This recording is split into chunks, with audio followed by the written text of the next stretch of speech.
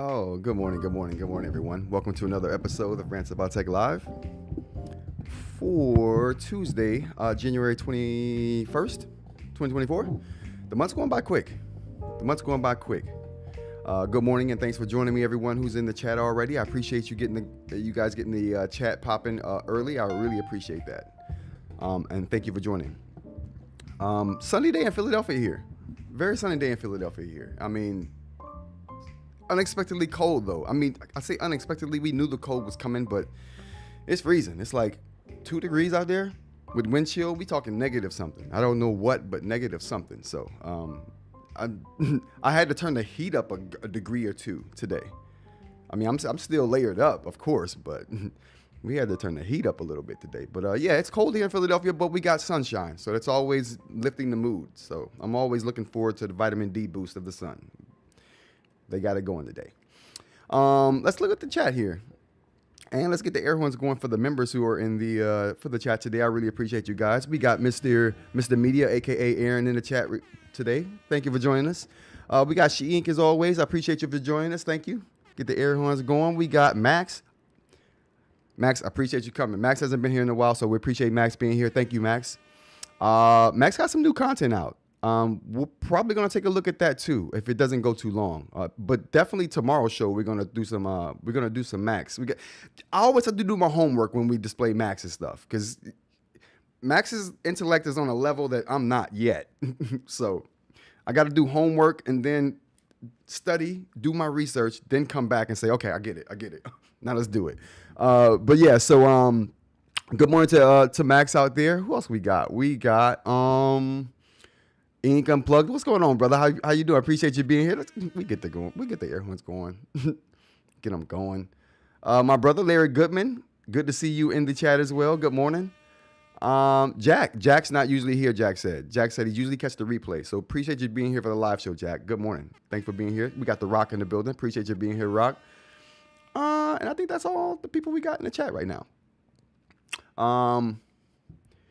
Yeah, so let's get to the chat, see what's going on, because you guys got the chat popping live. So I think there's a bunch of good mornings. And if it is that, let's get the good mornings out of the way. Appreciate you. Good morning.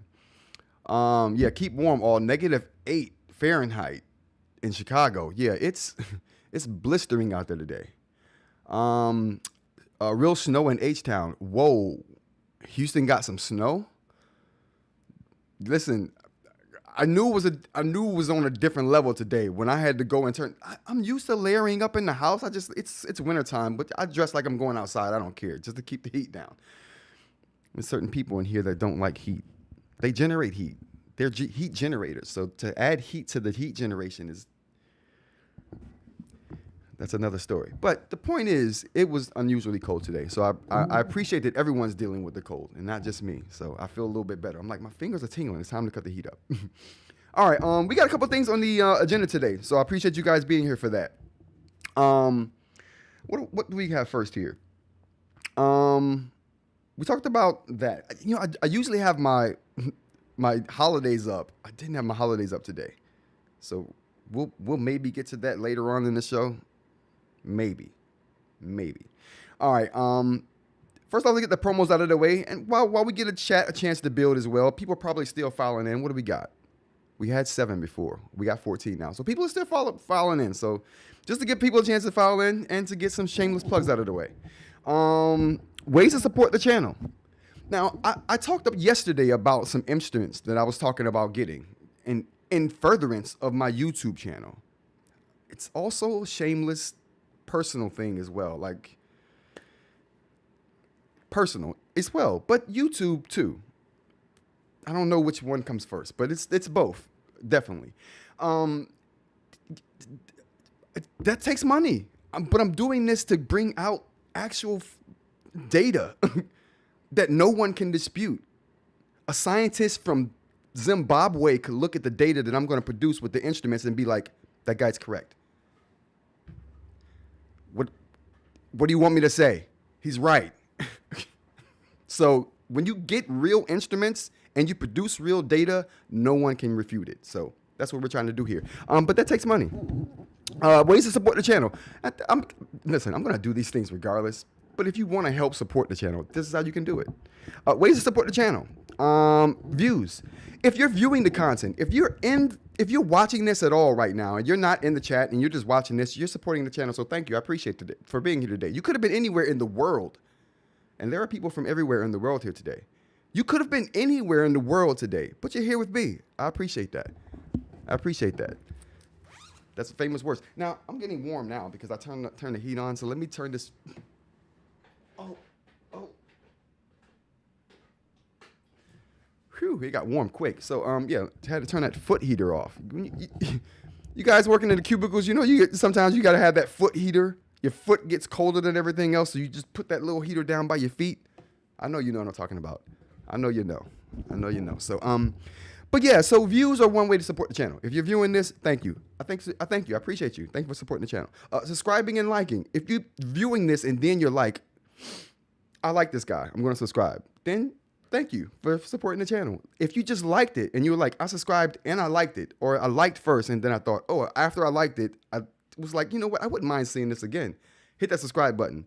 That's supporting the channel. Other ways. Comments, sharing, and participating in the live streams like you guys are doing right now. Thank you for supporting the channel. If you're here hearing this, thank you for supporting. That's one way we can get that going. Hold on. Let's go to the chat real quick. Quoting Jay-Z before noon. Listen, you got to get the Jay-Z quotes in.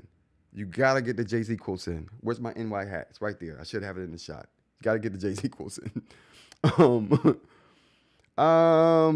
Yeah, good morning, Nizoni. Oh, let's get the errands going for Nizoni. Nazoni, well, thank you for joining us. Good morning. Appreciate you. Did anyone else creep in that I didn't see? No. Okay. Good to go. Whoa. 13 degrees Fahrenheit. Okay.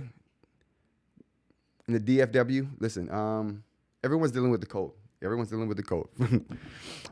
Me more so, it feels like, than anybody. I don't know why. Probably because I'm in Philadelphia. But also, always support the channel. Memberships. A lot of people we got members in the chat right now. You see the blue badges. Members, thank you. I appreciate that. Another way to support the channel. So I thank you guys for supporting the channel, and I thank you for all that you do, because the members give huge feedback. The members pretty much dictate the way the channel is going to go. If they say, Rod, don't do that, I don't do it. I stand back. I'm like, okay, my bad. They keep me in check. They also help me out. So I appreciate you guys. Thank you so much, and I appreciate all that you do. But you get badges if you're a member. You get access to emojis. You get access to member posts. The most important thing, the access to the member posts for the feedback. Another cool thing, it's almost important as the feedback post, is a Discord server. That's like direct access to me and people who are in the know. We know things in there, and we talk about it. So members, Discord, good way to support. So thank you. The website, T-shirts. Let's get this up here. We got T-shirts at the website. That's another way to support the channel. And that support is going to go even longer wave, considering what we're trying to do here. So Rants About Tech T-shirts, a good way to support the channel. Just, go there, get a shirt, feel good about it. You get a piece of something for what you're doing. So there you go. We got nibs and pins there as well. So that's something you can also, ways to support the channel. I couldn't get the nibs out yesterday. I was supposed to send 2 out yesterday. Martin Luther King birthday yesterday, holiday, national holiday. So the post offices were closed. That will go out today. So today. And we have pins as well. If you don't want to fumble with the nib, you're just like, I just want a pin with it in it already with a button. I have those. They're there. So thank you to everybody. Thank you to the members. Thank you for all the people to support in any way that you choose to support the channel that I've listed just now. So again, thank you. What else we got here? Let's go to the chat real quick. We're pretty calm in the chat today. We're pretty calm. All right, we'll continue with the show then. TikTok. What's going on with TikTok before we get into the eInk stuff? Is it dead? Has anybody checked it today? I'm concerned about this for one reason and one reason only. I'm just wondering if we're going to handle it, and if they're going to handle it the same way. There was a country. Let's take a look at this. Let's find out where TikTok was. There was a country that's already dealt with this, and it can kind of be a case study for what we're going through. TikTok ban. Oh.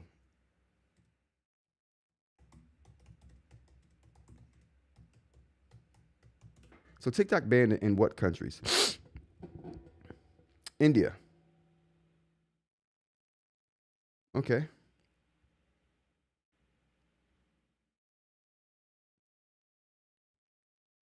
Is it Canada? No. There was a country, I forgot what country it was though, that banned TikTok like a couple years ago. I'm not sure what country that is now. I know I heard it somewhere, but there was a country who had already banned TikTok and could serve as a case study.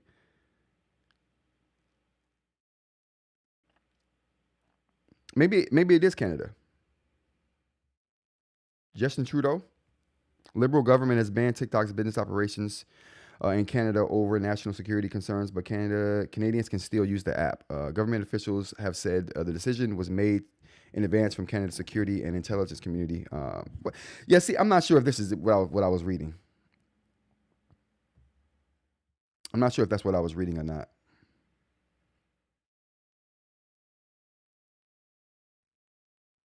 Oh, gosh. I got to put my email address in. There we go. And it still gets me nothing.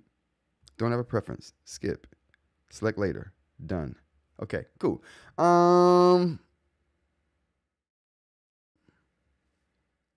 Is it India? Okay. Gotcha. It was India. Okay. So it's India that banned TikTok. And I thought that would be an interesting case study for what we might see here. And I think that's what this article is covering right here.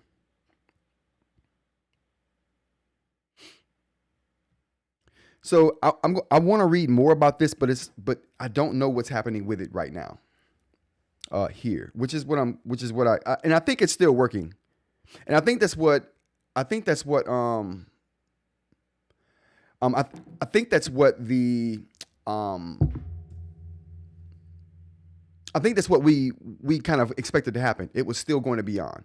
Like I said, even like a couple weeks ago, I mean, the ban wasn't on TikTok. The ban was on TikTok distribution or app distribution. So in essence, it wouldn't have stopped the actual app from working. And from what I understand, the app is still working.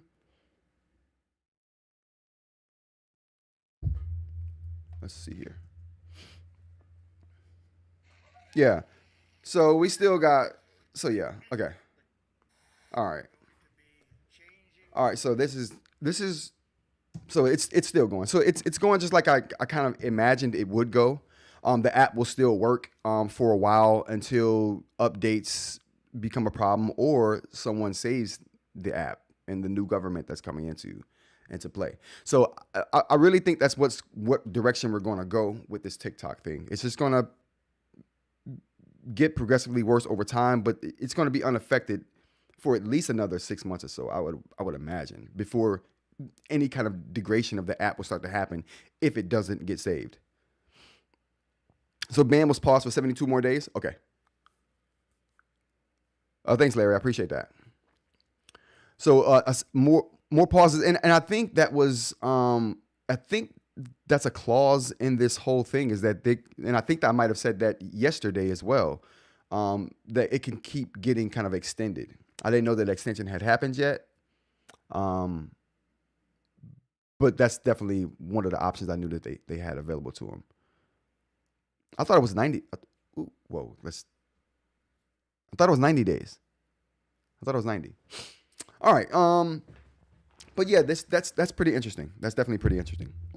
All right. So now that we've talked about the TikTok thing, which I wanted to get some tech news out of the way before we get into this, but I wanted to talk about yesterday's show. There were a couple interesting things brought to my attention for yesterday's show. One of the things, before we even get to like those things, I want to make a couple corrections. So, one of the things that I made a mistake on yesterday was on this device here. It wasn't on this particular device. Okay, cool. Executive order signed for 75 days. Okay, cool. They might just keep doing that, right? They might just keep extending and extending it until a deal is made, which is definitely an option. And it looks like it's definitely what's going to happen. All right, so yesterday we talked about this instrument right here, which is called, it's not this particular instrument we talked about yesterday. This is the instrument that I'm thinking about getting myself, and only not getting myself, but and that's another correction. So I didn't have the idea of purchasing one of these. So that's why I wasn't concerned about money yesterday when we had this conversation. So a correction I want to make is, no, I won't be buying one of these. And I don't want anyone to think that would be the case, at least not yet. One of the companies in Philadelphia has a Fab Hub project going on in the city. And they have one of these along with a whole bunch of other industrial tools that cost way more way more than the average consumer can afford, right? So they have this hub where they have all of this machinery there. So you can sign up for a membership at this hub and get access to all this machinery, which I thought, perfect. I don't need it all the time. I would just need it to do certain measurements when I need them. And once I have the measurements, they're good forever. I just have them. So I wouldn't really need it all the time. But again, I was even researching this for my own personal use. So, but that was the case with the machine. So I just want to make that correction. Also, with this particular machine, we cannot judge surface brightness. So that's a mistake I made yesterday. So I said that yesterday. Someone brought it up, and I think it was Mr. Mike might have brought that up and said that you can't judge the surface brightness from this. And I thought that you could. So that was my mistake. I was wrong about that. Now, the reason why I thought that is because this particular device does 3D imaging, as we can see here. It does 3D imaging. And I know that from spectroscopy that when you do 3D imaging like this and you have some spectroscopy going on, because there are color differences here, and those color differences amount to differences in how the light that's being projected on them is being reflected back, right? To me, that's telling you something about the surface brightness. At least that was my assumption, okay? And I was wrong about that. So that's one thing I was wrong about. So that's a correction I want to make. So you cannot judge surface brightness from the optical 3D profilometer. It just can't. It can't do it. Now, this machine does come in play later. We'll talk about that. What else? What else? What else? What else? Yeah, that was it. That was the only thing I was wrong about yesterday. Was making the assumption that this could judge surface brightness. Everything else I said yesterday was 100% correct. But I did want to make that correction on this here. And I want to make the correction on my intent was not to buy this particular machine costs around 40 grand. So it wasn't my intention to buy a $40,000 machine. My intention was to get a subscription to a membership, or get a membership to a hub that has these machines on hand that you can use. Now, another thing, they require you to have a license, which it may take me some time to get the license to even use that, which is another reason why I want to get it myself, because I can teach myself how to use it. I don't want to have to go through someone's rigorous licensing thing. I know how to use these already. But anyway, regardless, that's the situation. That's the corrections I want to make from yesterday. All right. So let's get to the chat real quick before we move on. We don't have any chat. Awesome. I can continue. Let's continue on. So now, continue on, and this is going to be another continuation of what we talked about yesterday, and I want to talk about the tools of the trade. So, in this eInk space, we talk ambiguously, and this is the same argument that Voya was making. And again, if anyone thought that I was being rude or whatever, that wasn't my intent at all. I speak the way I speak, and how it comes off, it may come off abrasive sometimes. That's never my intent, though. I'm just passionate. I mean, I really don't know how to equate it other than to say that I'm a very passionate person, and when I'm talking about something, I'm talking about it because I'm passionate about it. If I'm not, I probably wouldn't be opening my mouth about it. That's the thing. So I hope anyone didn't take it that way. If you did take it that way, my apologies. Good morning, all. How's it going? Really quickly though, did anyone who was in the chat yesterday, who's here today, did anyone take it as I was being offensive to anyone? I think I was laying out and pointing out what I thought was wrong, showing you what I thought was wrong, showing and telling with facts why it's wrong, and then how to go about making it right. I mean, that's what I think I would want in that situation if I was saying something that was incorrect, or if I had done something that was unnecessary. And I'm not saying any of those things were the case yesterday. I'm just simply saying, for me, that's what I would want. So if anyone felt that way, throw it in the chat. I would love to know. I don't like anyone to feel like I was being a way that I was not intending to be. So, but yeah. But anyway, tools of the trade. The thing that I was talking about yesterday was basically how we don't need to reinvent the wheel to do these things, and also how dangerous it is when you try to reinvent the wheel and create your own standard when a standard has already been made and accepted scientifically, literally around the world. These are universal global standards that I'm speaking about. So when you go and try to make another standard for it, that's fine. But you definitely have to take the already established standards into consideration. And that's what I'm talking about.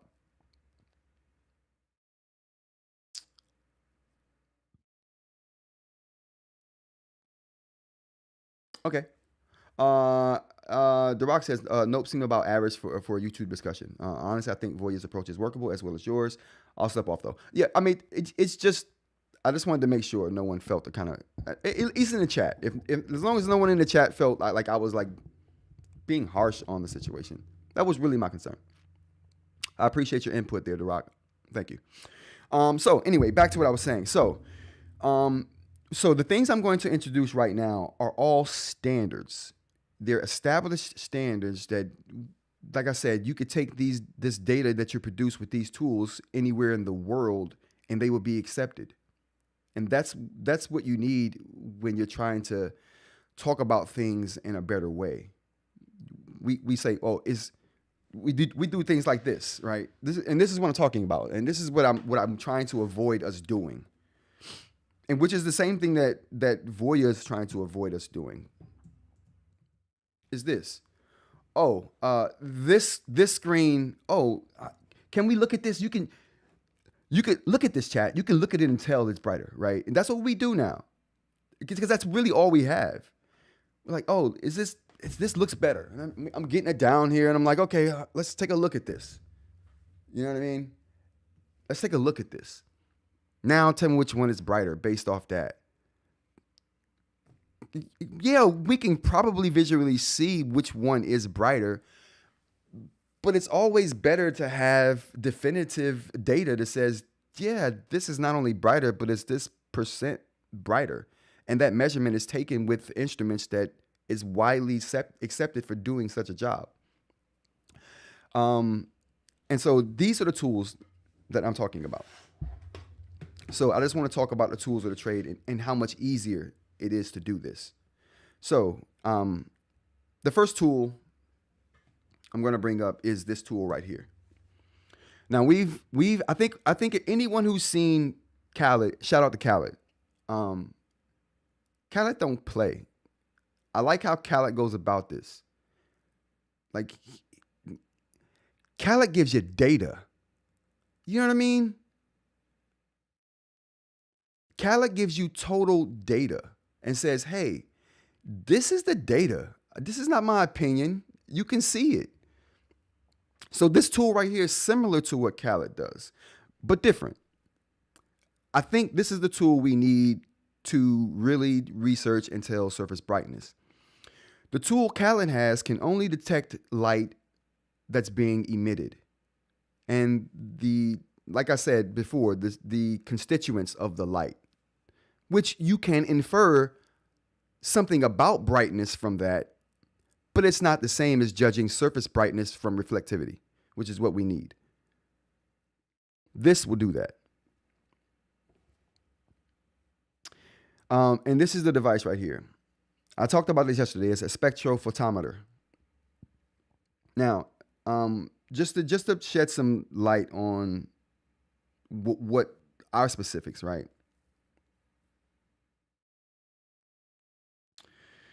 Let's see here. I wanted to show you guys a stat that is accepted worldwide, globally, throughout every industry that this machine will give you.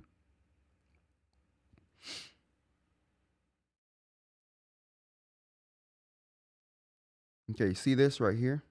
Well, let me zoom in on this.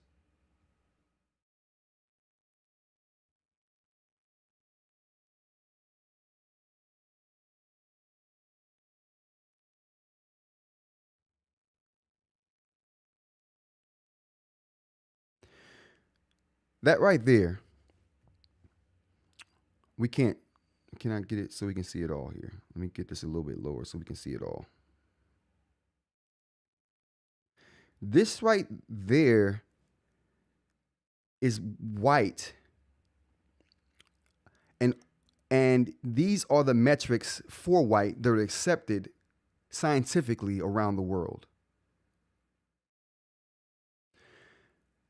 This machine can measure the whiteness of a surface without any light being emitted from that surface, aka an eInk display. When I take these measurements to anybody who's in the scientific community, who's in the display community, who's in the light emitting diode, the LED community, the optics community. I take the measurements that I get from this device with these standards, whichever one of these standards they use, because this is multiple different standards here for white. Whatever standard they want to go by, I can give them a metric in that standard that no one will be able to refute because it's done with a device that's certified for that standard. I can do anything with this data. I can come up with my own formulas for what that data means. At that point, after I have the data, I cannot have subjective data though. The use of the data can be subjective. The data itself cannot. That's the point here. So that's why this machine here. Now, think about this.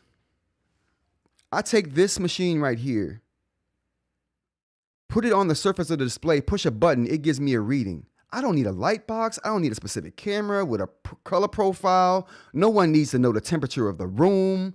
None of that matters. And I only say that because you have to take complexity out of the equation when you're trying to get good readings. You can't have a good reading with like 10 different unknown variables going on. You know what I mean? That's the only point I'm trying to make here. So, tools of the trade. This would be the first tool to be able to tell us right away what the surface brightness is. But not only that, I can point this tool at a black spot on the screen and tell what the blackness level is. And then compare that with true black. And how do I know what true black is? Because of one of these.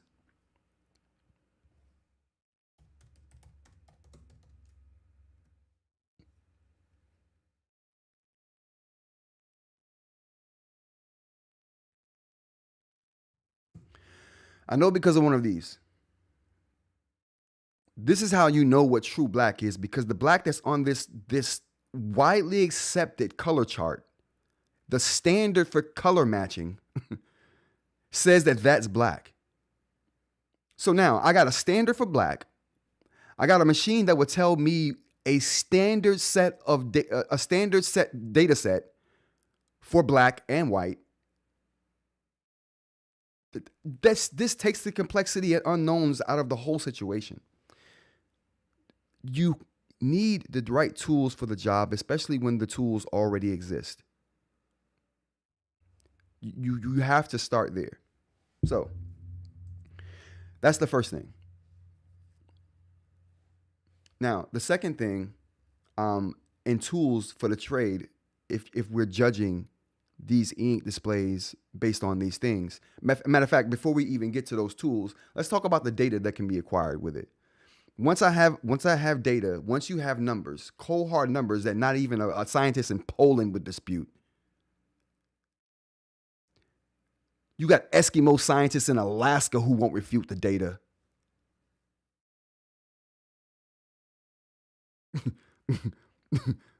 You got a dude in Finland researching the brightness of the ice caps. He won't even refute the data. Oh, what instrument did you take this data with? Oh, okay, cool. And what did it show you? Okay, cool. I got you. We good to go. That's the benefit of going with industry standards. So once I have the data, I can then say, okay, let's just, for example, say I put that device on the Go 10.3. I put that device on the screen of the Go 10.3. It gives me data of, let's just say, 8.3. And I know white is 50.6. I know now what percentage against actual white, because again, we have a chart that could tell us what actual white is. We can get these. And these are in order. We can do that. I mean, I have a color chart now, but it's not accurate. It's not a color standard like this one is. It's just something I bought for $5 at a Photoshop hobby store that I was at because I was like, all right, it's good. But if you're gonna do real like assessment, you have to have something that's a standard. So there we go. Once I have that number, I can tell you what percentage brighter than white it actually is, because there's many different shades of white when you look at paper. There's many different bleaching levels. There's off-white paper that's white, but it's technically off-white. So things like that. That's what you can tell from things like that. Then I can say, not only can I tell you the percentage of how much darker that screen is, or the Go 10.3 is than actual white, I can compare it to the actual brightness of other screens with a standard metric. Then I can calculate and put that device on the blackest ink that it will create, because I can get it down to a very small 3mm point. Take a black area, judge the blackness, and then tell you exactly what the contrast is. I mean, it would take me coming up with my own formula, or maybe this is the portion where you put it out there to the community. The community shouldn't be involved in the data. unless they're verifying the data. That's it. There's no 2 and 3 sets of data. Then it doesn't work. That's why you need a standard. Something that can be repeated constantly, over and over again. So once you have that, then you can make calculations. Now we can do things like put a formula together that we all in the community can agree on, that defines what we see as contrast.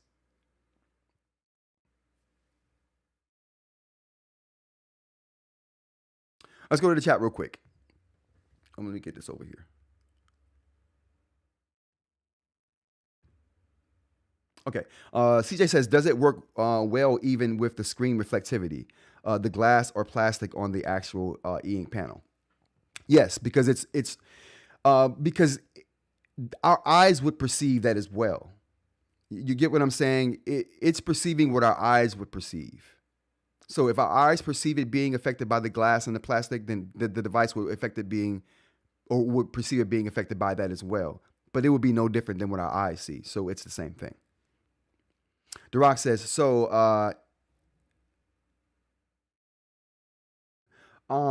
ASTME 313 NN is the standard for whiteness, and NN seems to be around 20 versions of the standard. Some no longer use, just saying there are measurement standards, but not all are applicable to a certain app. Correct, which is why they give you multiple readouts.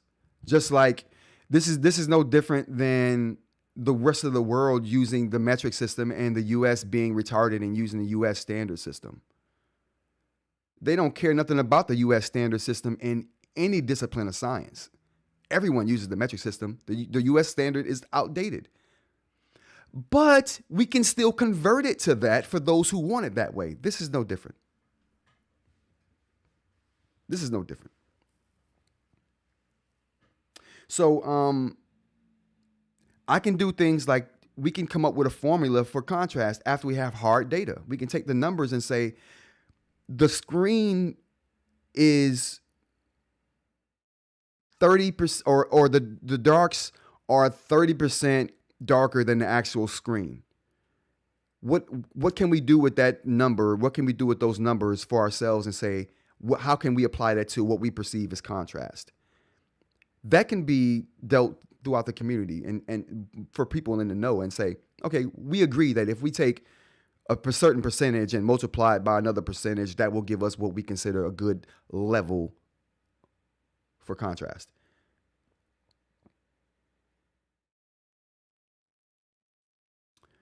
Duroc says, agreed. Me trying to explain Fahrenheit to any international colleague. Exactly. You see what I'm saying? It's just like in the science community, we don't even use the US standard. Like, it's upsetting that we have to even convert it to the US standard when people outside the scientific community want it that way. It's like, what are you doing, bro? We don't use Old English here. but it's the same. It's the same. So That's why we need instruments that are standards. That's why we need instruments that we can all agree on, that we can take a measurement from. You can have a spectrophotometer in England. I can have a spectrophotometer in the US. Another person can have another brand of spectrometer in Africa, and we can all judge the 10.3 screen and all get the same measurement without needing any special conditions to be going on. That's the beauty. Independently verifiable, simply verifiable. All right, moving on. What else we got here? This is the second machine we need right here, in my opinion. Now, I thought we could do it all in one machine, but like I said, I was incorrect about that. We can do all but one thing with that one, the 3D, the optical 3D philometry machine. We can do all but one thing, and that's test surface brightness. But since that's out of reach right now, we're going to break it up into three machines right now. Three. This is the second one. So the spectrophotometer is the first one. The second one would be the surface roughness tester. This device right here. Or something similar to it. I like this one because it's non-abrasive. Which means to me it has a less chance of scratching the surface that I'm trying to measure the roughness of. Now this produces industry standard data. There's no, oh, my calculations might be off. Or no, there's no independent variables to deal with. Just this machine judging the roughness of a surface and giving you data that's independently verifiable that anyone can get and use.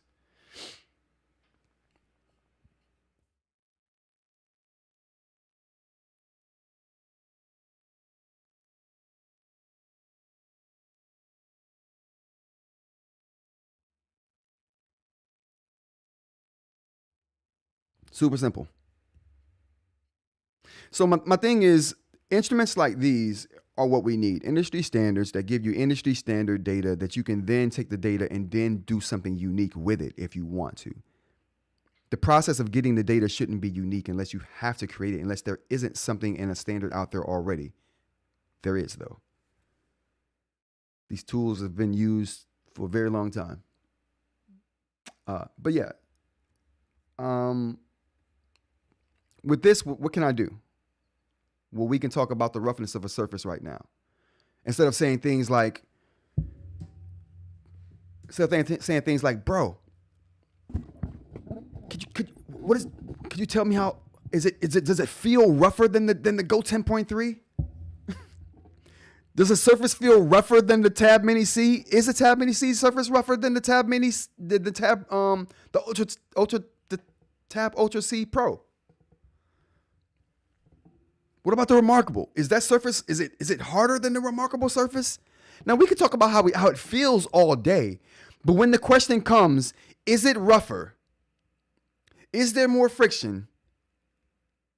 We can give a non-subjective answer. I got data that says, yes, it's rougher. And by what percentage? Do you dig? I'm just saying, if we're trying to come away from talking like that, this is how to do it. That's all I'm saying. That's all I'm saying. If we're trying to come away from that, this is how we do it. Not only can this tell me that, what else can it tell me? You know how we talk all the time about, oh, what is the film they're using on that display? What film are they using? Because this particular machine gives you industry standard data, you can compare it to other materials that use the same standard set of data, which tells you something about the material that you are analyzing, what it's made of. Maybe what even the process is that they use to create the surface, whether it's sandblasting, whether it's a chemical application. Mr. Mike came on here and talked about, was it Mr. Mike? No. It was Jay. Jay came on here saying that the 10.3 has a spray-on surface. Well, okay. Now with something like this, I might be able to tell exactly what that was, or is for that matter. So that's the kind of things you can do. We can,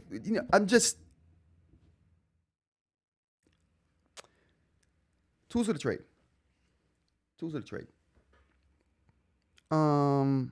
Lastly, we're coming back to this. Oops, there we go. Lastly, we're coming back to this machine right here. The optical 3D filometry machine, or profilometry. There we go. Profilometer. Bam. Even better. Here we go. 3D optical profilometer. Bam. Okay. All right. So last machine here that we'll talk about. Now, what can you do with this machine right here? Tools of the trade. Tools of deciphering what we've been talking about and how we talk subjectively about eInk. These are the tools that we would need to talk objectively about in a more precise and technical manner. What can this machine do? Well, it creates 3D images of the surfaces. Like I said before, I was mistaken in thinking that it could take the telemetry and tell me something about the brightness. It can't. But what can it do? Well, it can do everything that the surface roughness tester can do and more. This can also tell me what the distance between the top screen or the top layer of glass and the actual display. This will be able to take that measurement and tell you exactly what that distance is. It will tell me the thickness of the glass. I mean, it won't be able to tell me much about the display underneath, except for the distance between it and that display. But it will be able to tell me something about the thickness of the glass as well. So that's why this is important. And this is important because we always talk about, oh, what's the pin to display distance?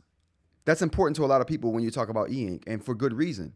It creates a more magical experience the closer or the more narrow that distance is. And if I were buying an eInk display and I knew that value, I would be looking there first. Well, can this do what I need it to do? Because it has that one feature that I hold highest among everything else. Now, if it can't do everything I need it to do, I'm not going to pick that over that, of course. I mean, just for me personally. But I'm just saying, that can affect the buying decision. It definitely would affect my buying decision. Being in the eInk space, this is not something anyone in most other industries care about. But we care about that here in the eInk space.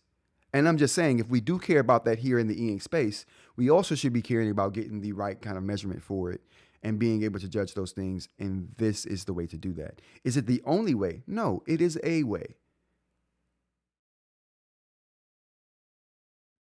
That's the next question I have, all. Going to the chat, all says, it seems a bit overkill to me. I quite like the subjective descriptions. I'm only interested in something is noticeably darker, rough, etc. I would like to see a standard document. Right. So, and that's my next question. That brings me to the next question here. Does any of this matter?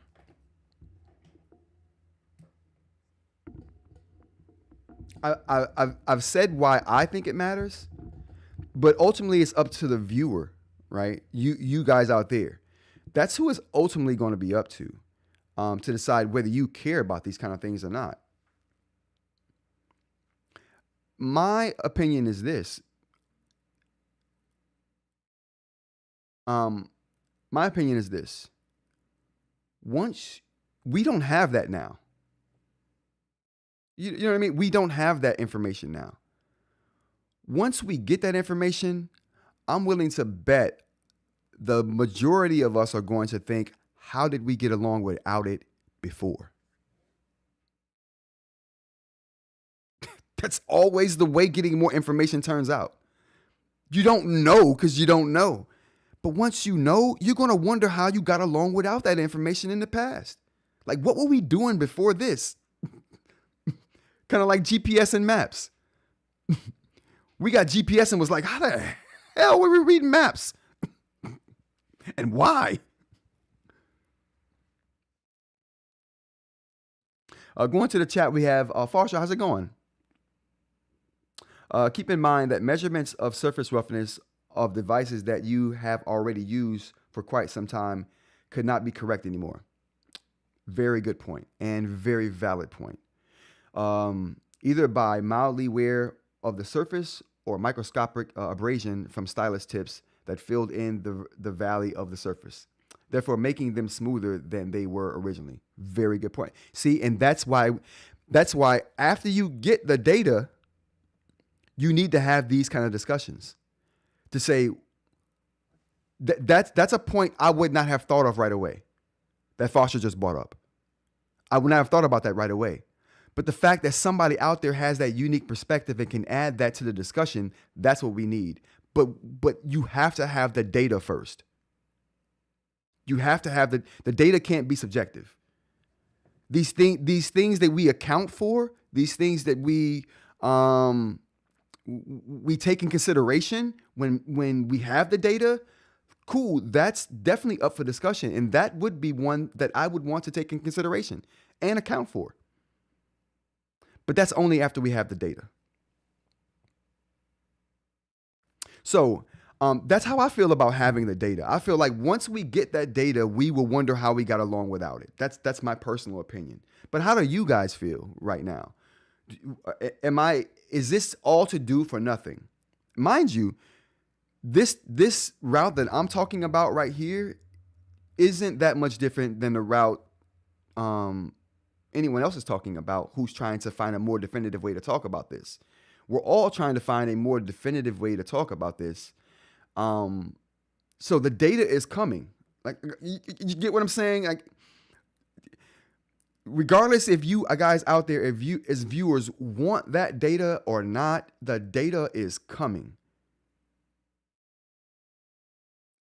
But it's evidenced already by me talking about it, reacting to another YouTuber talking about it.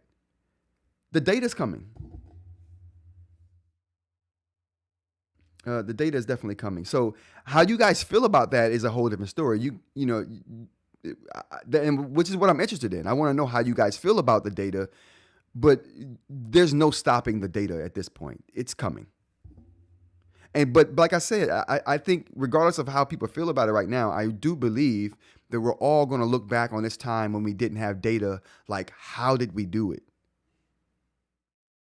I really believe that because it's proven throughout history. That's just been proven to me throughout history. But that doesn't mean it matters to the viewer. Even though the data is coming, that doesn't mean it matters to the viewer, which is what I want to know. eInk Unplugged says, I think eInk enthusiasts will like it. Agreed. If you're an eInk enthusiast, and I clearly am, like, I'm all in on this technology. I really believe in it. I believe it's the future of how we should be doing like half of our displays right now that don't need LCD. Super wasteful, energy-wise. I mean, just the list goes on and on. All says I mustn't be an enthusiast. You are all. You're an enthusiast. You just don't care about the data, and that's okay. That's okay. But like I said, the data is definitely coming. I just wanted to know how people felt about it, whether they cared or not, what the consensus of the viewer would be. All right, so lastly, we have the Fujitsu Quaderno color. And I also want to look at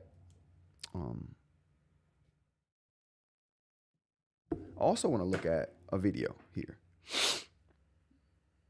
We got here. Let me see.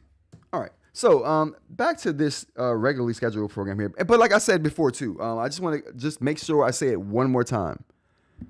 My intent is not to offend anyone. That's never why I don't take my time coming on YouTube to offend anyone. That's not why I take my time to do this. It's only to pass on information that I have that I feel like may be helpful to a certain subset of people. And then, you know, people feel how they feel about it. It's my delivery that may rub people the wrong way. I can't apologize for that. It's just who I am. But I will say it's not my intent to offend anybody. So if you've been offended, we're good. That's not the intent here. I mean, I can't say it any other way than that. So, anyway, I like the latency and speed. It's coming from All. All says, I like the latency and the speed data, the brightness of the screen, less so.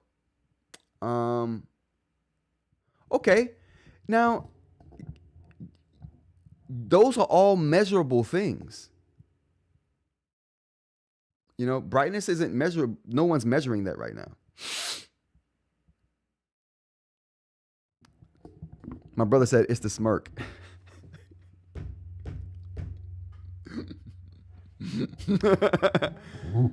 Me smirking really bothers my brother when we're having an argument.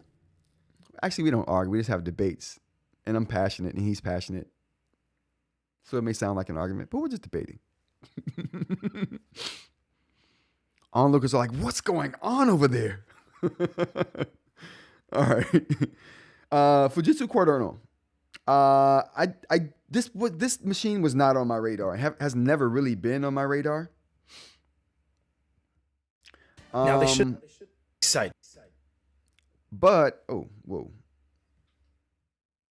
Let me turn this. Oh boy. Let me go get my headphones. All right, be right back. Oh, I can't even do that? No? Whoa. All right. Oh, that.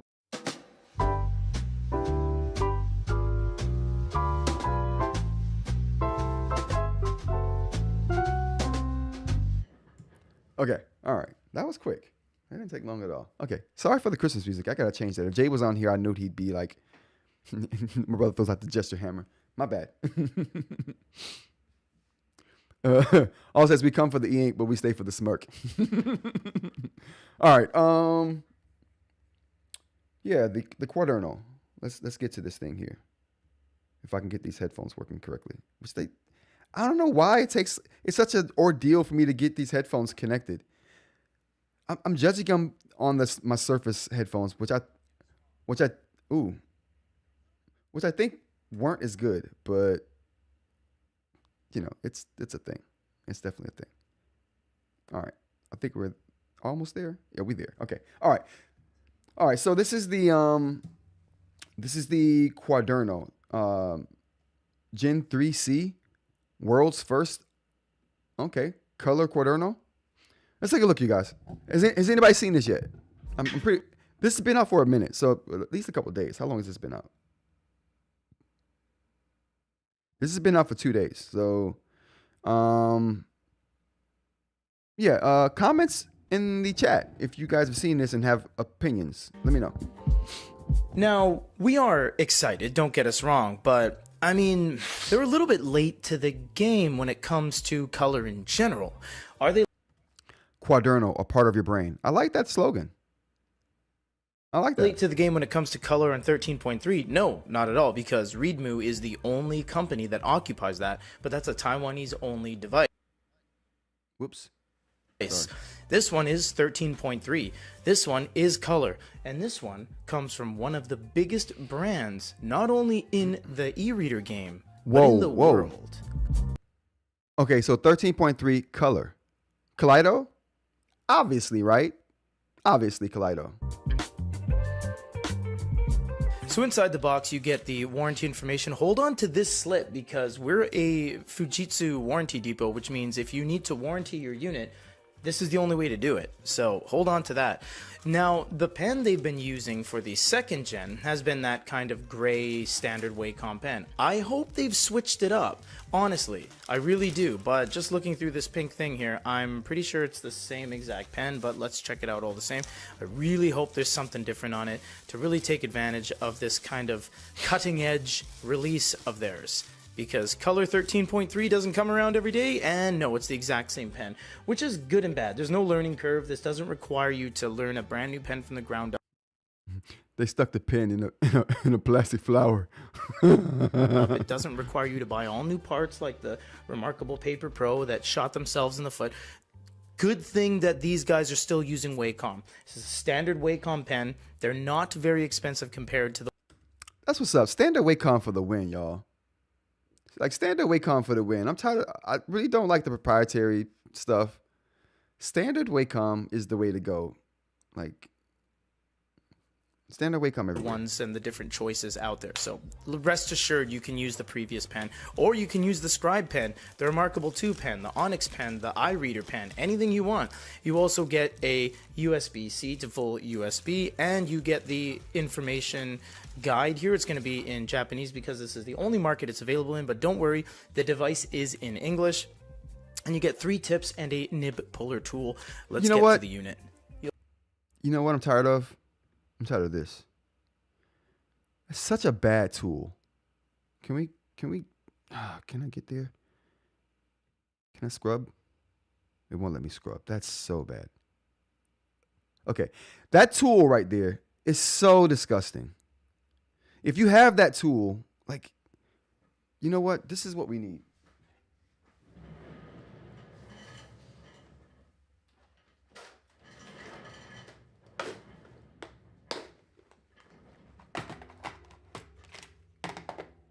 Whenever you get a hold of one of these, chat, keep it. This is the best nib remover you can get. So if you have one of these, I think Remarkable packs one of these in their thing. Hold on, let me turn this thing off right here. So I think Remarkable packs these in their boxes. That other thing is just trash. Throw it in the trash. Honestly, you'd be better trying to pick that thing out with your fingernails. Just bite that thing. This is like, it never fails. Like, when I try to get nibs out with that thing, the claw thing, I'm literally damaging nibs by trying to pull them out with that most of the time. It's just...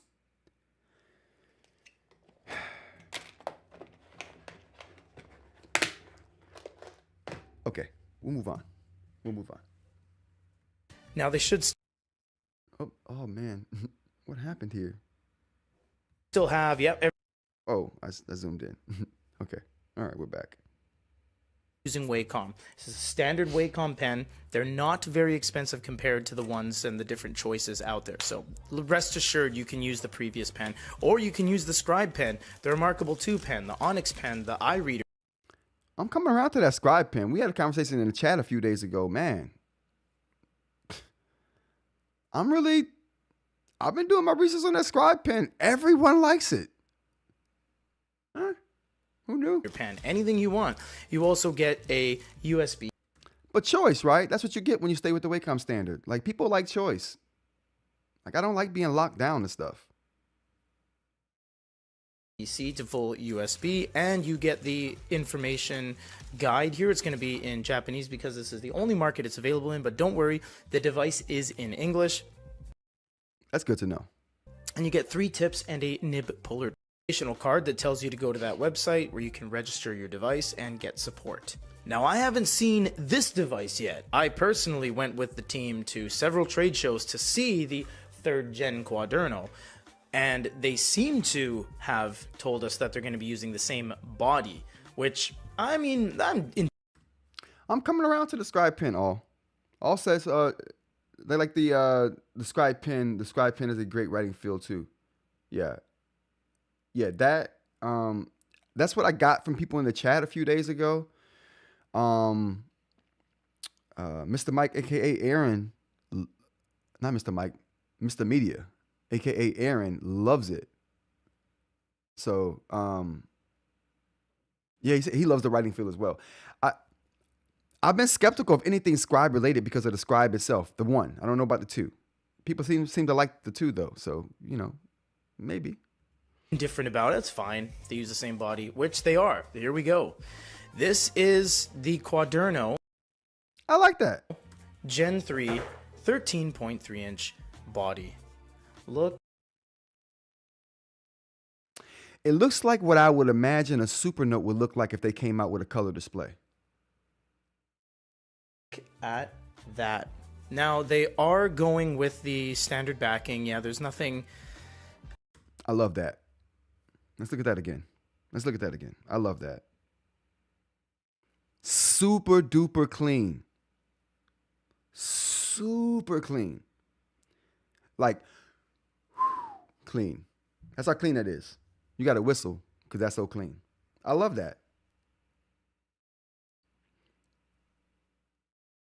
You can't get cleaner than that. Yeah, there's nothing new about it. In fact, the beveled oval in the middle was gone since the Sony DPT, and they went over to this kind of smoother backing. So you can see on the back here, it says Quaderno A4 Gen 3C. This is the color version.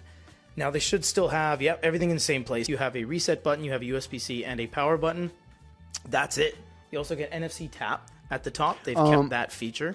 I hope they kept that. The bottom of it reminds me of the, a lot of the, actually. Let's go back here a little bit.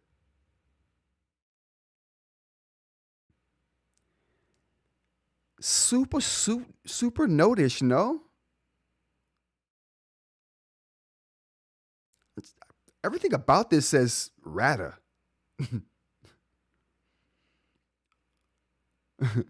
Foster says, but no rubber feet. Oh, listen, you know why I like that, right, Foster? I like that because now there's room for rat feet. That's what they're leaving room for. So I have no problem with that. I got no qualms with that. That's it. You also get NFC tap at the top. They've kept that feature. I hope they kept that feature. They kept the logo on the outside, so I would assume they kept NFC tap. What would that be good for on an eInk device? File transfer? Maybe? What other device would you be transferring files from to a Quaderno that uses NFC? that feature. We're just going to do a first time boot up, and then we'll get into a full review in a future video. We're not going to do the review right now. This definitely does warrant a split up video into 2 parts. Absolutely it does. I'm here for it. You know, as this is booting up, I'm just going to say this right now. I hope they didn't change the UI and the operating system too much. I kind of like the simplistic nature of the Quaderno that has carried over from Gen 1 to Gen 2 and now hopefully into Gen 3. I kind of hope it's the same. I've been a Quaderno fan because of the screen was Mobius. Is this Mobius, bro? That's what I want to know. Okay?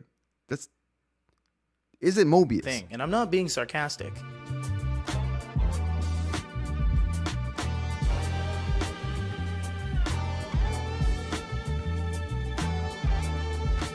As suspected, nothing is different. It's you see did pretty much you see exactly the same as Gen All right, chat. 2, which Whoa. Let's go back. Whoa, calm down. Chat. You know what I'm about to say? Maybe contacts that uses NFC. Okay, contacts. I know you can transfer files too, but I'm just like, what device? Okay, I get that. Okay. Thanks, Brian. Appreciate that. Do you guys see what I see right here? You see that? Y'all know I like some hearts. You know I like me some hearts in operating systems. I love it. I don't know why I do. When I see stuff like this, because it's unconventional, and I fancy myself as a pretty unconventional person, but it's unconventional. And so when I see that, I'm like, someone's thinking outside the box. Someone saw the box and was like,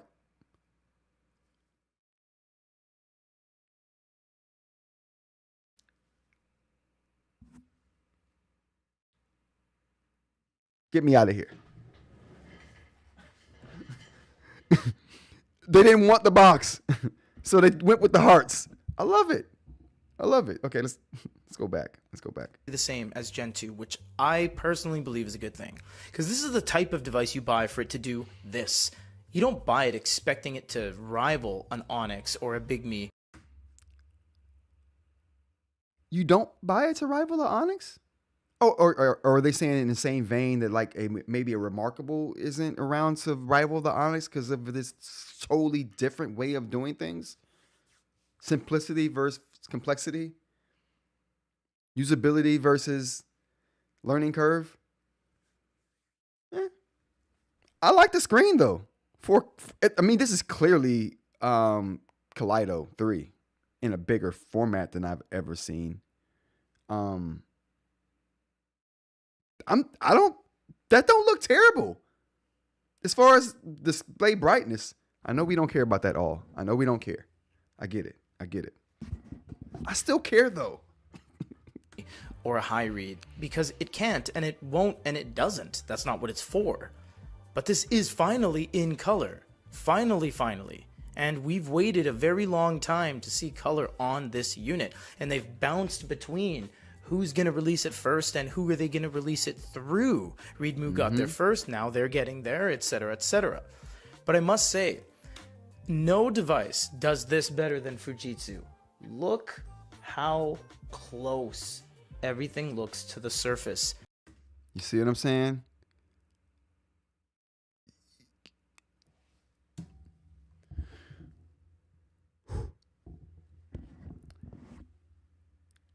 You see what I'm saying, though? How close things look. Well, how close is it, bro? We care.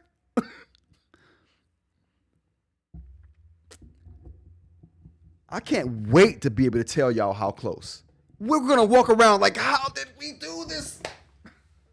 How did we get along so long without sliced bread? It's going to be great. It's going to be so great, you guys. Just wait and see. Just wait and see. It's going to be so great. It looks so close. But I get it. That's because that's all we got now. Now they should still have, everything in the same place. You have a reset button for Gen 3 was gone since that button. You have a USB-C, and then we'll get into a full review in a UI in the operating system. Nothing is different. It's pretty much exactly the same as Gen 2, which I personally believe is a good thing. Because this is the type of device you buy for it to do this. You don't buy it expecting it to rival an... I haven't seen much of this, but what I have seen, I like. Onyx or a Big Me or a high read, because it can't and it won't and it doesn't. That's not what it's for. But this is finally in color. Finally. And we've waited a very long time to see color on this unit. And they've bounced between who's going to release it. Maybe I have the wrong idea about this unit. Maybe I think this is something it's not. I got to do some research on this. But I do like the way it looks. First, and who are they going to release it through? Readmoo got there first, now they're getting there, etc., etc. But I must say, no device does this better than Fujitsu. Look how close everything looks to the surface. That is almost like you're writing on the page. And you know what else I like? This is coming from me. This is off script. I like how they didn't change the pen and the body for the reason that this still cements the Linfini Shell Fujitsu as the greatest pen feel in the industry. And I truly believe that.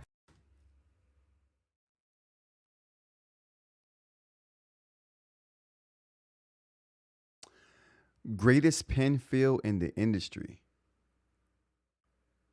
That's a bold claim.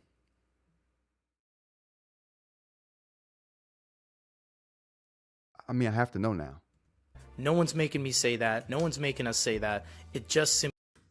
All right, you implying that people make you say other things when you say that, bro. I'm just saying. This is everything that comes in the box with the Gen 3 Quaderno color. Finally here. 2025. Long time coming.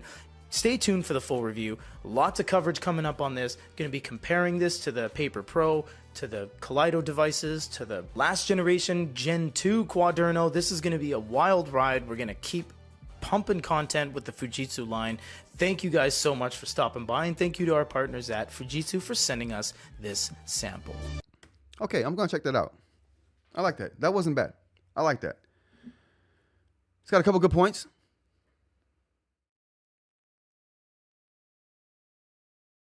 Oh, he definitely don't like Supernote. They don't like Supernote over there. But that's it looks like a Supernote. I ain't gonna lie to you. It looks like a if someone to say who designed that product we just saw, I would say Ratta. It looks like the Manta, except less busy in the back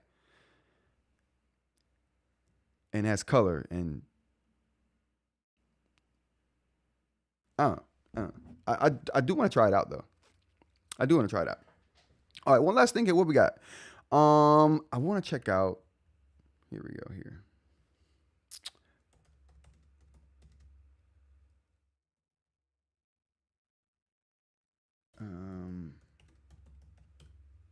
Oh, maybe this is the wrong one I got here. Oh no, this is it. All right, so we're gonna look at one more video here. I want to check out. We were supposed to look at this yesterday, but it got hectic yesterday, and I was stressed after yesterday's live, so we didn't get to it on yesterday's live, but we'll get to it today. Brian says it's that Quaderno is $719. That's a pretty penny, but I mean I think it might be on par with those size devices though. That's not too wild. It's a lot, but it's not too wild. Not too wild. All right, let's check it out.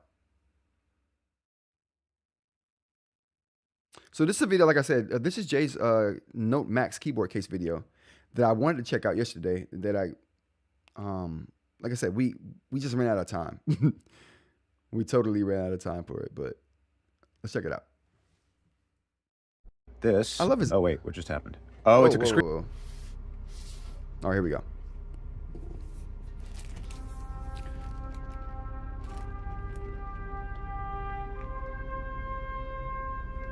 Yeah, I love his intro.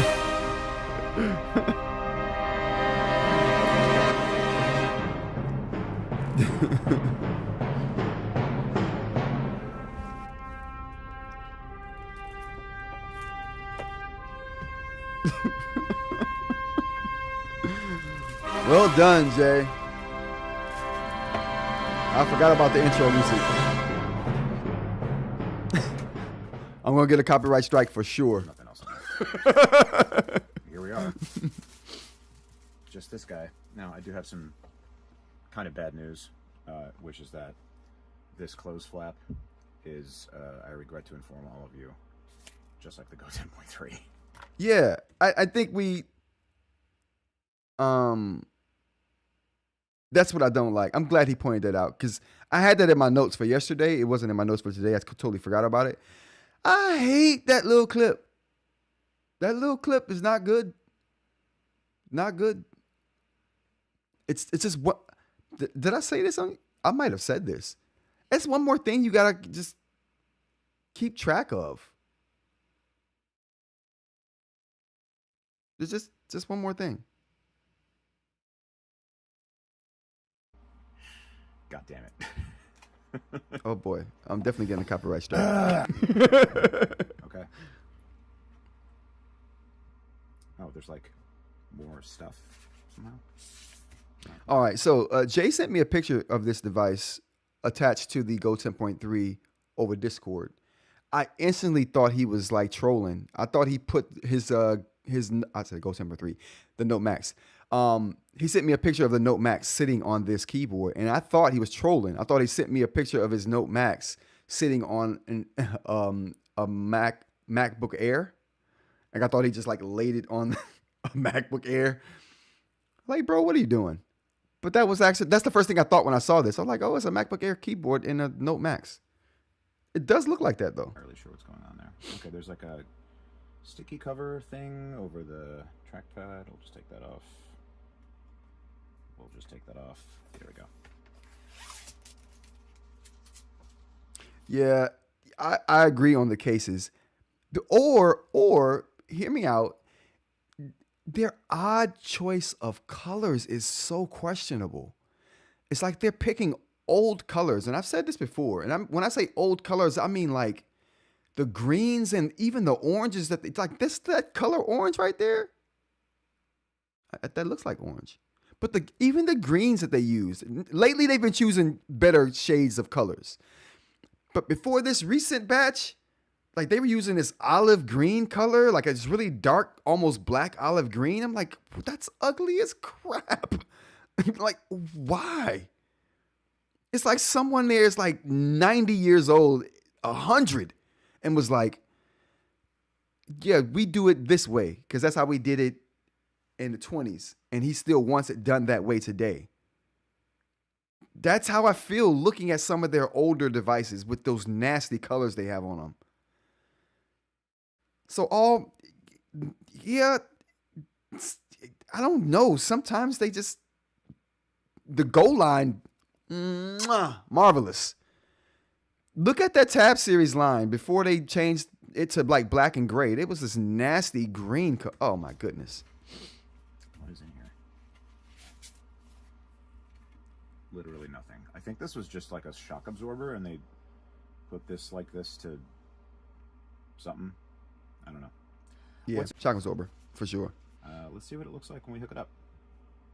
I feel like that. I don't know. Of the keyboard cover that I could find that was actually shipping. I think there's a black one, but I couldn't find it. This is not the same orange. Word, yes, all. As the Boox Go 10.3, you can see that. Yes, like that's how it feels looking at it. Color. Just dated. You know what I'm saying? Like, might be a different material. This feels vinyl-y or somehow. This doesn't feel like that. I don't know exactly why. I don't know if I could say which one of them feels more quote premium unquote. So yeah, I don't know. But let's get this bad boy out of here.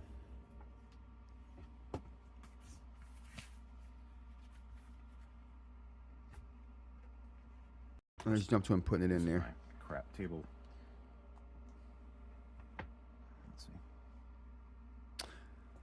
So I thought it would sit on that. Okay, yeah, okay. So it does flips. It does stick. Gotcha. Just like we expect from the regular case. You know, there's the same level of lack of give, and it works just the way, you know, we expect it to. So that's good. Of course, this is heavier. This okay, that's a little annoying. This keyboard is heavy enough that like there's not really any. Yeah, see, it pops right. Yeah, it pops right out. Like, I can't really show you what I'm talking about unless I turn this. If I try to pick this up, right, the weight of the keyboard will eventually separate peel it off. Yeah. On the hinge that allows it to pivot, which is kind of annoying. But I mean, this is a pretty heavy contraption all together, right? So I mean, I can't be that surprised.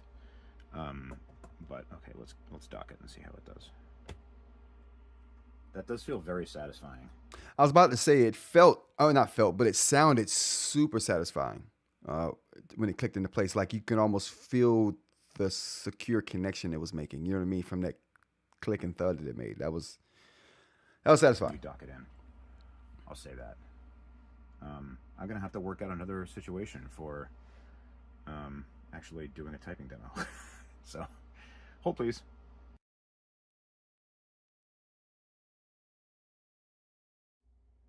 Okay, I think this is going to work for now.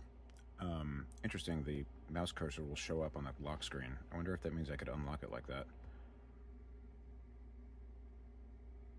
Huh. Yeah, that's crazy. Okay. Like... yeah, that all works. Okay, well, now I know you can unlock it like that. So that's useful. I'm going to go take care of that. So be right back.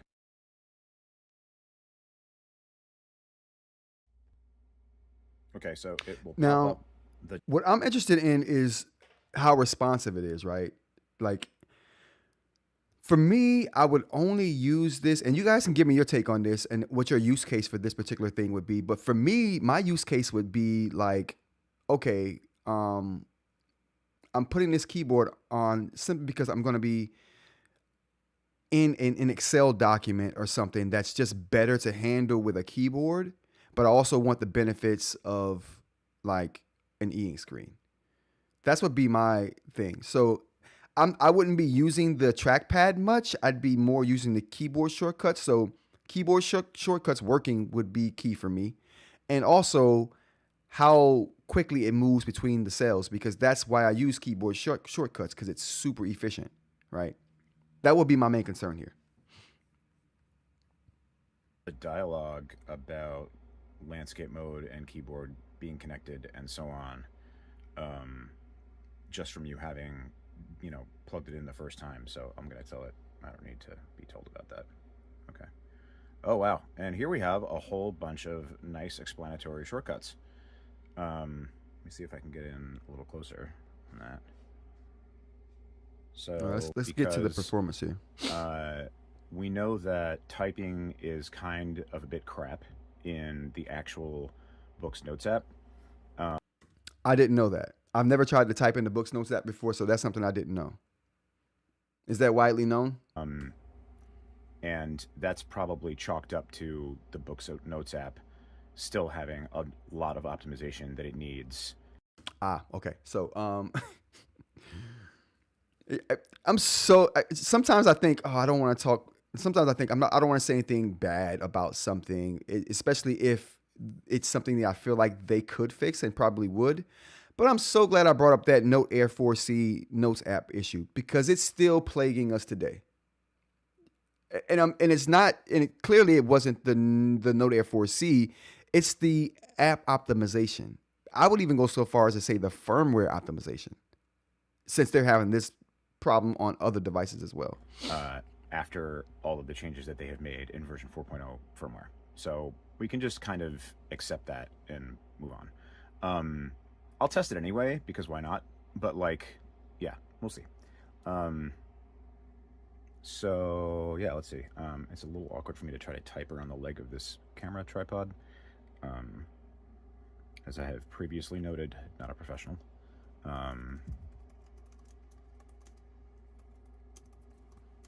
You're becoming pro, Jay. Oh, wow. What happened there? Oh, you know what? See? Okay, that was a trackpad thing. Interesting. Okay. And that's at least partially because of this freaking tripod leg. I can't type like a normal person. Let's try that again. Jay, I can't type at all. I can't type like a bear. So, you're doing better than me. Okay.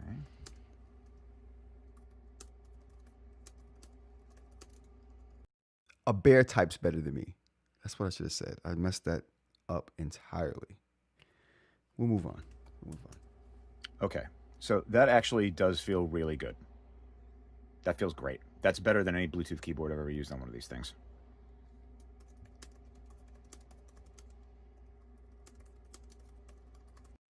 Yeah, it does look super responsive to the typing. I will say that. It does look super responsive to the typing. What is that? Is that OneNote?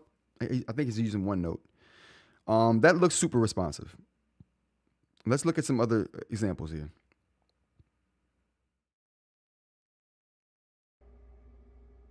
Nothing. All right. Oh wait, what just happened? Oh, it took a screenshot. Oh. He's trying shortcuts. That's handy. So clearly, apparently, there's quite a bit of shortcuts on the keyboard. I mean, it would be funny if this did that. No. Home is Control Enter. I don't know. This is the eating center, right? Oh, I have to do FN. Yes. Okay, good. What does this do? Also says Book have to mimic the poor palm rejection on the Notes app by creating a super sensitive trackpad. Word. Listen, whatever you gotta do.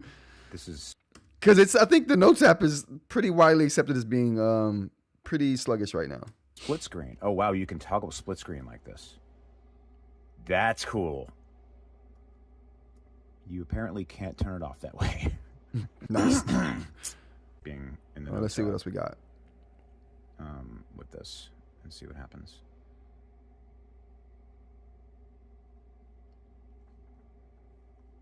I have bad circulation today, which means that it's not always picking up my hand touches. It thinks I'm a zombie. Sure, work. I think that's the thing that happens to all of us, right? When it just doesn't it doesn't even recognize your finger touching. I think it's in the winter too, because that happens to me a lot. It might not be. I feel like this is quicker than I remember it being on Brandon's demo. Interesting. Let's look at that. I feel like this is quicker. We can change styles to heading, maybe. It's a little floaty. I won't hold you. It's a little floaty when you're trying to pick something.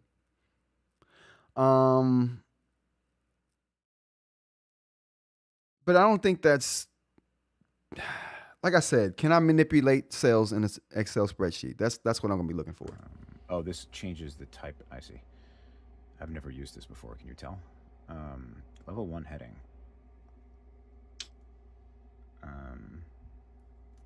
Important title. I think, is it slower? It might not be. It's a little lag. I feel like this is quicker than I remember it being on Brandon's demo. Interesting. I mean, it's a little lag, not bad. A little bit. Situation is with the 4.0 firmware and the Notes app. Okay, so I don't think there's anything more to learn there. I think I remember somebody asking, might have been Jack Sonier, if this could do terminal type stuff. So when we look at that. Terminal. Let's see what we got. Okay. Oh boy. Oh, that's nice and quick. Okay. All right. Yeah, I don't hate that at all. You can definitely see the ghosts here though, right? So, but do we care? Not really. No, not really. Okay. Okay. Yeah, I'm loving the speed. I mean, but that's more to do with the actual device than the keyboard thing. You know, I'm still looking for what kind of manipulation we got. Angle. And it's this one. Okay. I think this is So cool. I just disconnected that right now. So he did talk about the viewing angles, which I thought was pretty interesting and important to note. I'm trying to think if there's anything else that people have asked about this. Unless you hack this case, there's only one angle, and it's this one. So I just disconnected that right now. It's going to switch back to portrait. Yeah. But the only angle it has is like that, because there's nothing in the back that lets you set a different angle to the screen. And then it wouldn't be connected. That's interesting. Anyway. Up this little A2 thing there. Huh. So I think that's super interesting to note. When you do fold it, you wouldn't have no connectivity anyway, and it's just something to really keep in mind. There are probably going to be better keyboard cases out there for this device that give you more viewing angles or figure out a way to give you more viewing angles. But yeah, I thought that was pretty interesting to note right there. What else we got, Jay? Yeah. Let's go to the chat real quick. We have all says Boox have to mimic the poor palm. Oh, we think we did it already. If you guys want me to test anything else, just let me know. Otherwise, this one's going to be a lot shorter than the last one. So. Oh, I think that was it for what he had there to show us on the case. I mean, my takeaway is simply that it at least responds really well in OneNote. I think it responded really well in OneNote. But I want to see how it handles. I said OneNote. I mean, was that Word? That was a Word document. And I think he was in OneNote as well, if I'm not mistaken. But I want to see how it works in some productivity, like Excel stuff. Like that's what my use case would be. Like I'm not a typer as far as typing up documents. I'd rather write them and then have it transcribed or converted. But typing is how I prefer doing Excel spreadsheet cells and things of that nature and graphs and stuff. So that would be super helpful to be able to do that kind of stuff.